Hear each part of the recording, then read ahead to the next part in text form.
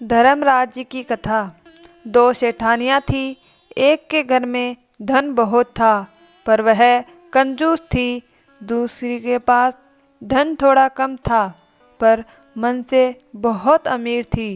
रोज सवेरे उठती, गंगा स्नान करती, तुलसी माता की पूजा करती, बड़ पीपल सींचने भगवान के मंदिर जाकर पूजा करती। धर्मराज सूरज भगवान की कहानी सुनती, भगवान के भोग लगाकर अतिथि को जिमाती, गाय को घास डालती और कुत्ते को रोटी देती। दूसरी जेठानी इस धर्मात्मा को देखकर हंसती और कहती, पता नहीं दिन भर क्या करती रहती है। थोड़े समय बाद दोनों सेठानियों को भगवान का बुलावा आया।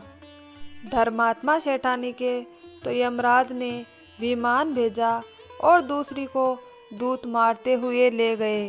रास्ते में सेठानी बोली, मेरे को भूख लगी है।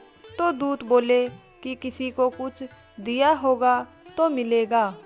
रास्ते में उसे कांटे चुभने लगे, गर्मी पड़ने लगी, पर दूत तो उसे घसीटते ही ले गए। अब सेठानी बहुत पछताने लगी कि सब कुछ होते हुए भी दान धर्म नहीं किया।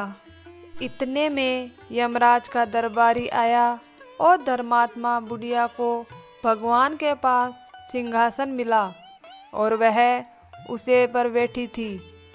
उधर दूसरी सेठानी को तप्ती कुंड में डाल दिया गया। अब सेठानी यमराज से बोली, मुझे सवा पहर का जीवन दान दे दो, मैं वापस आकर दंड भोग लूंगी।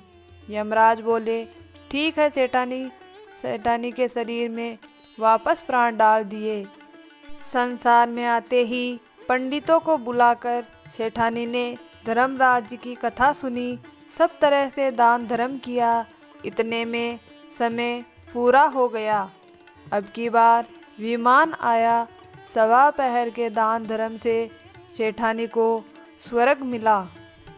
धर्मराज ने सेठानी पर कृपा की, वैसे सभी पर करे।